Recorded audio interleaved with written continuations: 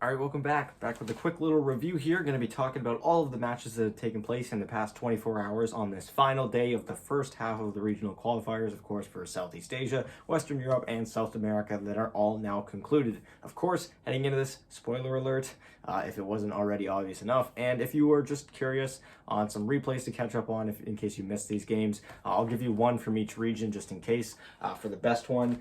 Starting things off with Southeast Asia. Gonna have to give it to Game 3 of the Grand Finals. Definitely check that one out. For Western Europe, Game 2 of the Grand Finals. Check that one out. And for South America, it's got to be Game 2 of the Grand Finals as well. All of the games kind of before that, before the Grand Finals, each of the regions, kind of one-sided games. There were some highlights here and there, but for the most part, pretty one-sided, which is going to make this review a little bit quicker. I'm not going to go too in-depth about too many of the games that were one-sided like that. Maybe just talking a little bit about what made them one-sided, what was a common theme with maybe the draft or something like that.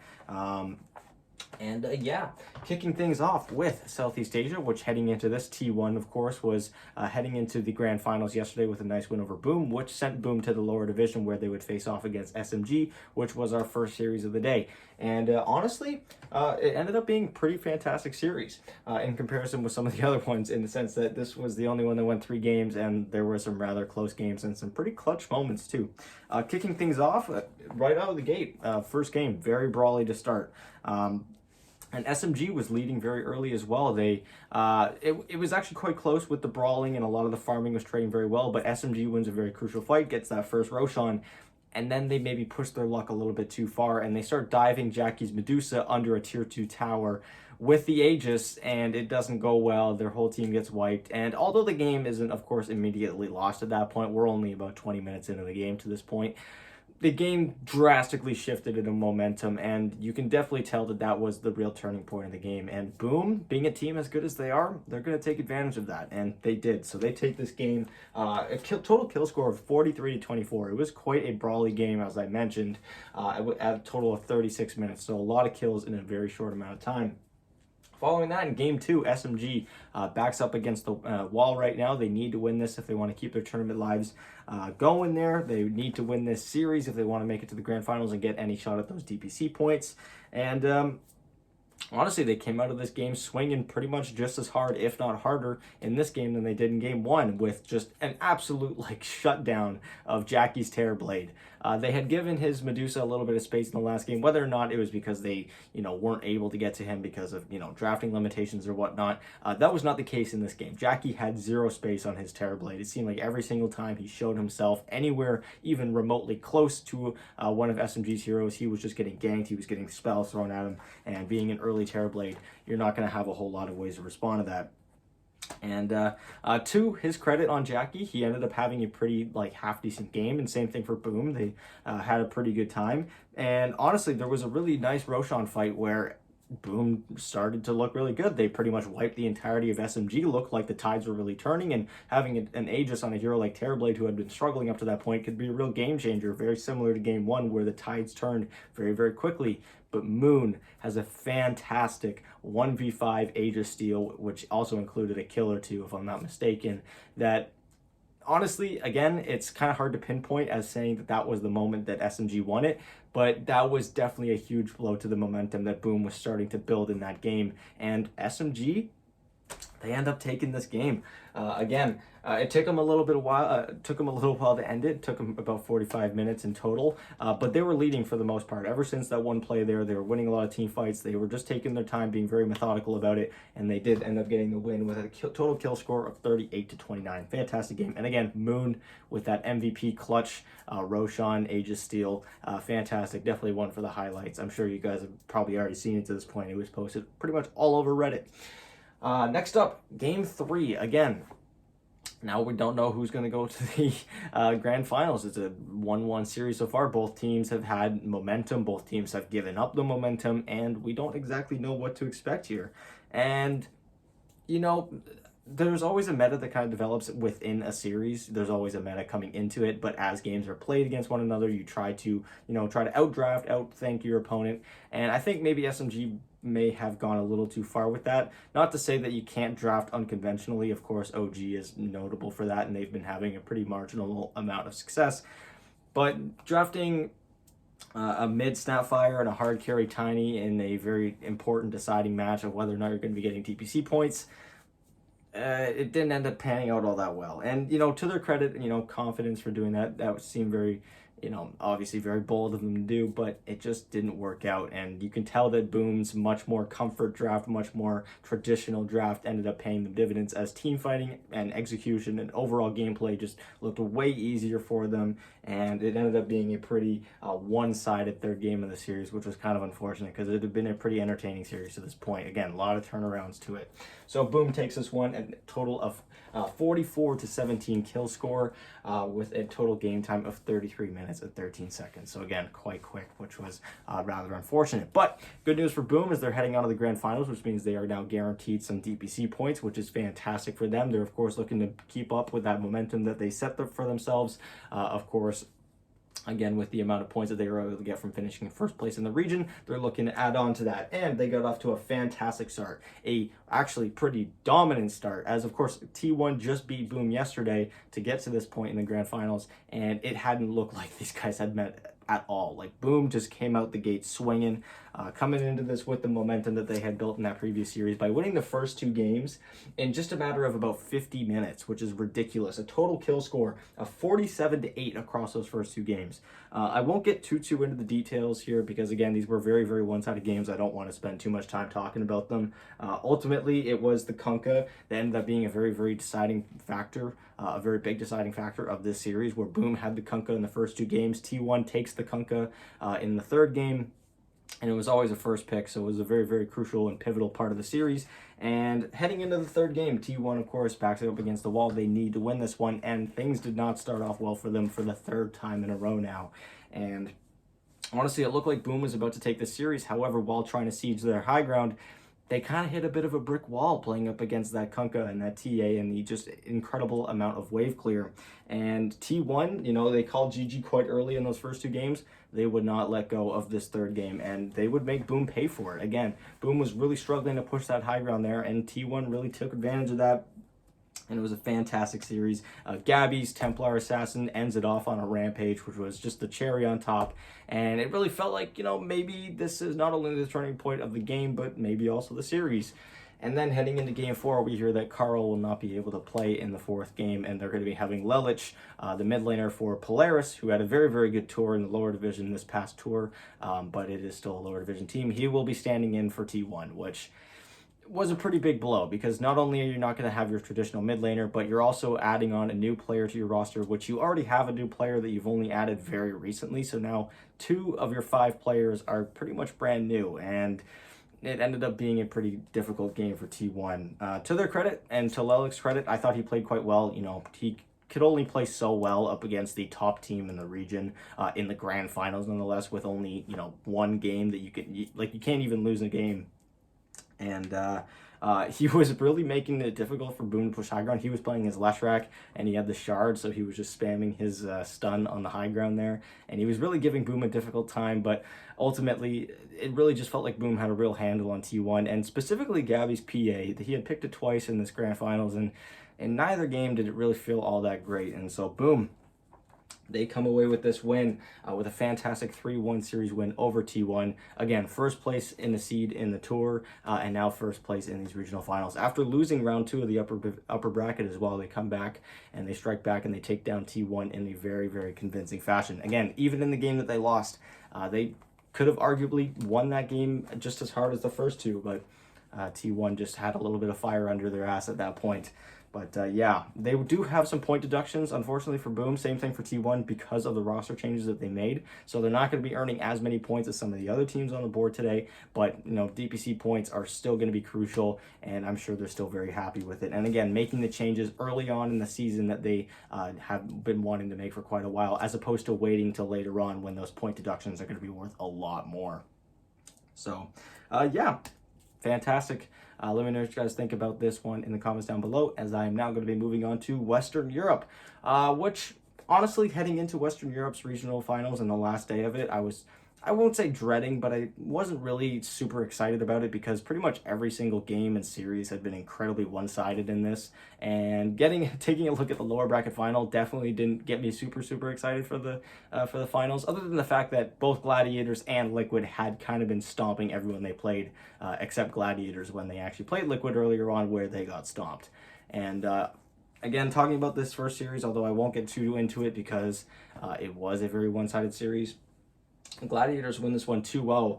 Both of their games, the kills and time added up, amount to 47 to 12 for a kill score in just 51 minutes, which is ridiculous. That was 2 games there.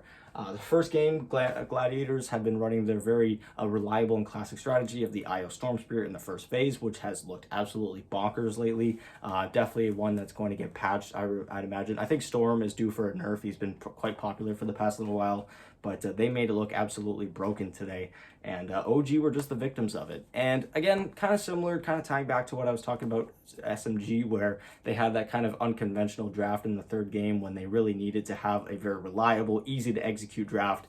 OG just, they were being OG. I don't know what else to say. Earlier on in the tournament, specifically against Tundra, they had been picking some uncharacteristic heroes. I say uncharacteristic as in for like the meta, heroes like Chen and Shadow Shaman, which we haven't seen very much of in a very long time. And they were continuing that, picking heroes like Abaddon, like Huskar, and Chen again showing up, same thing as Shadow Shaman. And it didn't look as good as it did yesterday. And honestly, no real fault to OG. They've been kind of playing the same Dota that they've been playing for a long time. Maybe that's the problem. Maybe they're coming too predictable in their unpredictability. But Gladiators, again, to OG's credit, the Gladiators just look like a force to be reckoned with today, and they would show that later on in the grand finals as well. As we go into the grand finals, where they would play against Liquid, they would have their rematch. Same thing as Boom versus T1 here.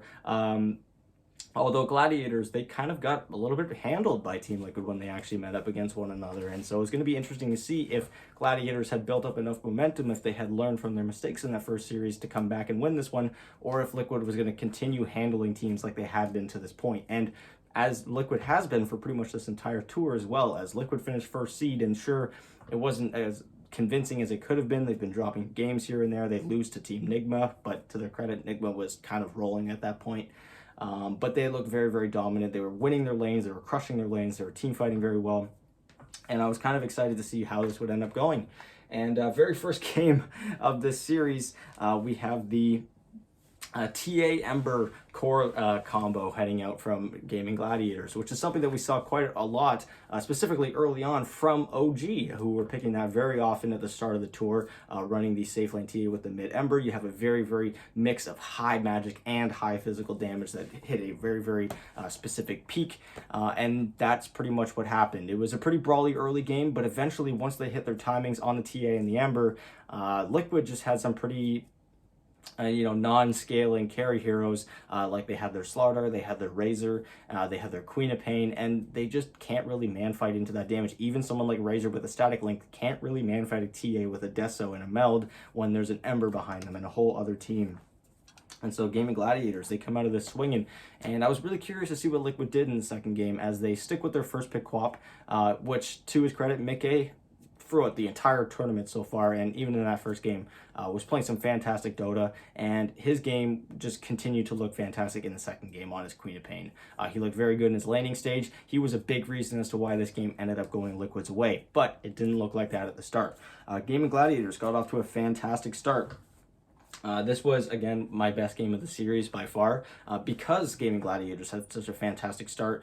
They were getting kills left, right, and center. Insania Shakiro was really struggling, and then they started taking some really not, I won't fault Gladiators for the fights that they took, but they were starting to force things that maybe it was a little bit too early to do, mainly the Roshan, which was the pivotal point in this game. Both times when Gaming Gladiators tried to get into the Roshan pit and take it while there were still members of Team Liquid still alive or lingering around the map, they ended up getting punished for it, and that's exactly what we saw. They tried to force the Roshan.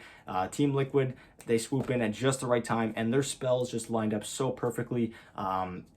Everything just lined up very well for them, and they started to turn the game around. And all of a sudden, we had this Timbersaw on Gladiators, who 5 minutes ago was this unkillable, I'm just going to walk up to you, you can't do anything about it hero, to Liquid have momentum now, and this Timbersaw hero we can easily kill with just 2 or 3 heroes. So the momentum started slipping out of the Gladiators' hands a little bit, and then again, it was because they tried to force that Roshan. They would start to get a little bit of that momentum back, but then they got into the pit once again for the second Roshan, and it was like deja vu all over again. Liquid come in at just the right time, they hit all the right spells at just the right time, and they take the Aegis, and honestly, it was just a fantastically well-executed game from Liquid, just showing up at just the right time. Their spells are being used correctly, their team fighting was excellent, and they were able to turn the game around. And after this game, I was super, super excited. You know, we had a pretty well-drafted first game. We had a very nice turnaround second game. And then we had game 3 and 4, and it kind of reminded me that, yeah, Western Europe hasn't exactly been the most entertaining to watch so far, as I've been writing some notes just to kind of remind myself of what these games were, because although I do try and watch every single one of them live, I do have to catch some highlights now and then. It does help just to kind of refresh my memory as to what's going on. And for game 3 and 4 of this series, I literally just wrote Storm Spirit and IO. Which is the exact same thing that they ran in game 1 against OG, and they've been running for quite a little while now, where we have Boom on his Storm Spirit, and it seems like no matter how poorly his laning stage goes, which in game 3 it was quite bad, he ended up getting ganked when he was level 5, died without a TP scroll, had just boots, level 5, had to walk all the way back to lane. And it just doesn't seem to matter. He and Celery on his IO were just everywhere on the map. I believe I don't remember which game it was game 3 or 4, where he had this really, really cool like anti-relocate play where Liquid was just camping the IO's relocate as he was about to come back with the Storm Spirit. Storm did not have BKB, and he was sitting on a trap in which it would have silenced him. And rather than just showing back up with the reload or the IO showing up by himself, he TP'd in advance and then zipped through where the IO was going to come, caught Liquid completely off guard. I was super, super impressed with that play. I thought it was really, really cool. And yeah, there's not really too much to say about this. This was just a really, really well executed series for Gaming Gladiators, pretty much all around, except for those few blunders in game 2. You know, there were a few jokes about how Gaben was absolutely blessing Boom with those regen runes and arcane runes on Storm, which is true.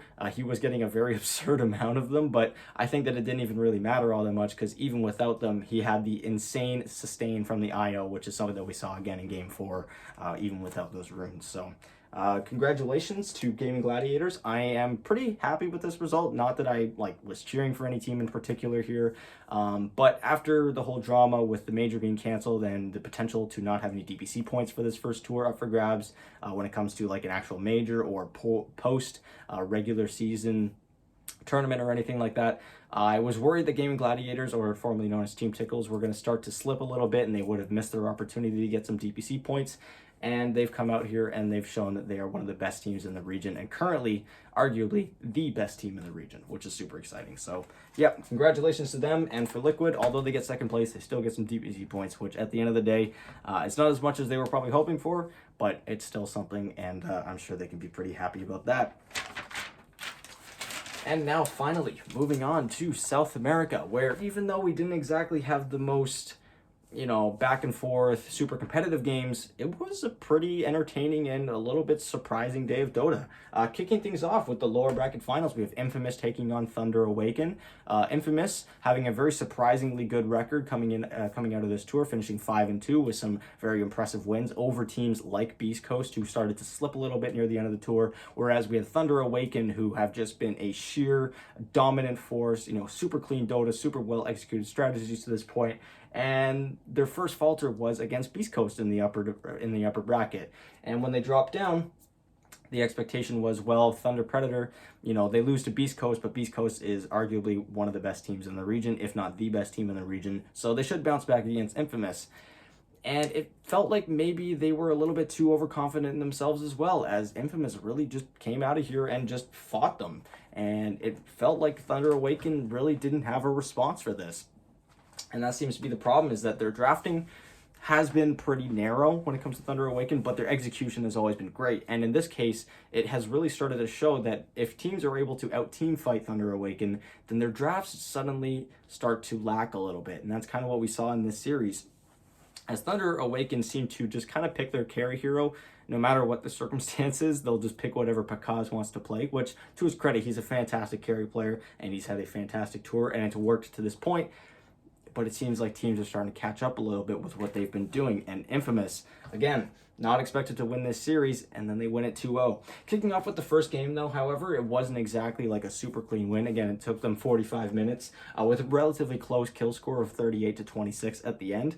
But again, Infamous was just way, way, way better with their teamfight execution. Throughout this game, Thunder Awakened had a pretty solid net worth lead throughout the most part of it. They had a lot more of a farming core lineup as opposed to Infamous, who had a much more fighting core lineup. Thunder Awakened was running a Templar Assassin carry with a tiny mid and an Underlord offlane. Again, a lot of wave clear, a lot of farming, whereas Infamous had their Razor, Ember, Slardar, a lot of teamfight, a lot of physical damage, a lot of just overwhelming damage in general. And honestly, this was just a fantastic game, in particular for Michael's Tusk. I thought he was all over the map. He was not giving Thunder Awaken any space. He was always the one initiating fights with really nice pickoffs, really nice stuns, initiations, a few saves here and there. And again, they just out-team fought Thunder Awaken. And in game 2, they didn't really show me anything in the draft that told me that this was kind of the tier 1 team that we've been seeing to this point, and it gives me a little bit of something to worry about right now. And ultimately, it just came down to the fact that they really heavily lacked a lot of burst damage in their draft, which again is something that I've been talking a little bit about with Thunder Awaken, where Infamous picked up a Death Prophet offlane. They had a Terrorblade hard carry, but they just never had enough burst damage to take those heroes out, and so they would survive whatever initial initiation there was onto them, and they would get either, their Siphon off, their Spirit Siphon start healing, or a Sunder off and start healing. And it wasn't until late game when they had the Cataclysm with Ravage combo, but by that point, the Terrorblade had an Aegis, and by the time they were able to burst him, he just immediately respawned, and the game just kind of ended from there. So game 2 ends a lot quicker than game 1, 35 minutes, and a total kill score of 27-16, and Infamous, they upset Thunder Awaken. And for Thunder Awaken, a new patch around the corner, so there is going to be some changes in their draft. We'll see if they end up sticking with the same kind of strategy or if they end up trying to change things up. Again, I'm very curious as to how Thunder Awaken would have done if we did have a major, as again, it is kind of unfortunate that we do only have the regional tournaments, but yeah, what a great what a great upset for this first series. And heading into this grand finals, I again was quite excited for this because we had an upset. Thunder Awaken wasn't going to be in the grand finals, which is not something I was expecting whatsoever. Beastcoast suddenly looked like themselves again after having that slight slip up near the end of the tour, where they were losing a lot of games very quickly, and Hector having to sit out of that one tiebreaker matchup against the APU King of Kings. And I was chatting with one of the watchers of this channel. Shout out if you're watching KF5 in the Discord server, which if you guys aren't familiar with, I have a Discord server. We talk all things DBC. Join, link in description. I was talking to him about this series before it started, saying that if Infamous wins game 1, they should win this series because they are coming into this with so much momentum. And Beastcoast, sure, they've looked a lot better than they did near the end of the tour. They've still had their struggles, still took them 3 games to win up against Thunder Awaken, but who knows? It would really just be a momentum-based series. And for him, as soon as Beastcoast won that first game, he thought, it's over, Beastcoast wins the series. I was still skeptical about it. I wanted to see a little bit more. I wanted to see how game 2 went. And with how strongly game 2 was going for Infamous, I thought, maybe there is an opportunity to turn it out. Maybe they're just getting off to a little bit of a slow start in this series. And then they kind of hit a brick wall. So for game 1, I won't talk about it too much because it was a relatively one-sided series. Beastcoast was kind of countering themselves with their Phantom Lancer picks, picking it into heroes like Darkseer in game 1, which is a heavy PL counter, especially in the early portions of the game, even into the late portions, but more so in the early part. And they addressed this very well. Beastcoast was just absolutely destroying Sacred's Darkseer. They gave him no space whatsoever, ganking him every time he showed on the map, and it really enabled Hector to play a very solid PL game in this one, and they take this game pretty cleanly. For game 2, however, things did not go all that well, as again, they were picking his PL, this time into a much tougher early game lineup for the PL. His laning opponent being a Hoodwink and a Sand King, which was very difficult. The enemy mid laner being a Mars, and the enemy safe laner being a TA, who all of those heroes in the early game have an overwhelming amount of damage, a lot of it being AoE damage, specifically Templar Assassin, I think throughout the early game is one of the strongest heroes against PL. However, because they weren't able to win this game super early, the PL ended up becoming more and more of an issue. Not that they didn't try to shut him down. He had 7 deaths by the 20-minute mark-ish. I think he was like 0-7, 0-7-3 by like 23 minutes. It was quite bad for Hector. It was looking very dire. But eventually he hits his Heart of Taraz timing, and he starts getting a little bit tankier, and this Mars, Sand King, Templar Assassin, Hoodwink, when that was a lot of damage in the early portion, it really started to lack in the late game, and it really started to show. Again, Templar Assassin is great against PL when he's too squishy to man fighter, but now that he's got a lot of items, he just gets right on top of her, and she has no way to deal with it. And so even though this ends up being a very back and forth late game with a lot of diebacks, a lot of back and forth trading of carries, mids, even rapiers at certain points, this ended up being just a force. Hector ended up being just a real force to be reckoned with on his PL. And yet again, he's playing it into a pretty much entire team of counters for that early portion, and he still comes out ahead. Not to take anything away from the rest of the team, it was obviously some pretty fantastic Dota from pretty much everyone all around. And sorry, I'm just reading my notes right now. Yeah, it was just no way to deal with this Phantom Lancer. And again, Beastcoast now up 2-0, and at this point, I was kind of buying into the whole, it's kind of over. I don't really see how Infamous can come back into this one. Not that it was 0% chance, but, buying into the meme that if they lost the first game, that it was over. And game 3, kind of a non-starter for Infamous. There was a it was a pretty heavy brawly start, teams trading back and forth kills and whatnot here and there, but it was ultimately just a deciding team fight in the top half of the map at around the 22-minute mark, where Beastcoast completely wipes the entire Infamous roster while they were all like super low HP and they just barely lived. And to that point, from that point on, Infamous did not get a single kill from that point on, and the game kind of just snowballed out of control. Schofield looked fantastic on his Earth Spirit. I think the casters mentioned this as well. It kind of made us wonder why he wasn't picking that so much to this point, as he did look really nice.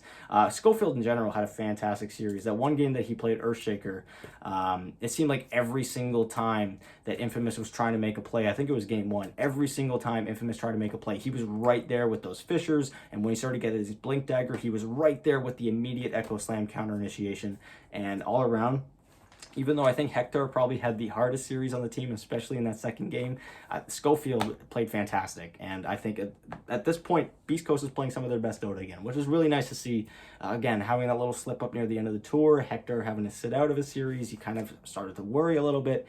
And this is the Beastcoast that we all expected to see at the start of the tour. So fantastic for them. They get themselves some DPC points, which is really nice. Of course, after finishing 3rd place in their region, they weren't going to get all that many, but this should definitely help. 250 more points for them, which is fantastic. So yeah, anyways, thank you guys so much for watching my review. Apologies for not posting yesterday, but I appreciate you guys watching now. And again, if you want to join the Discord server, link in the description, and I'll talk to you guys tomorrow with another video.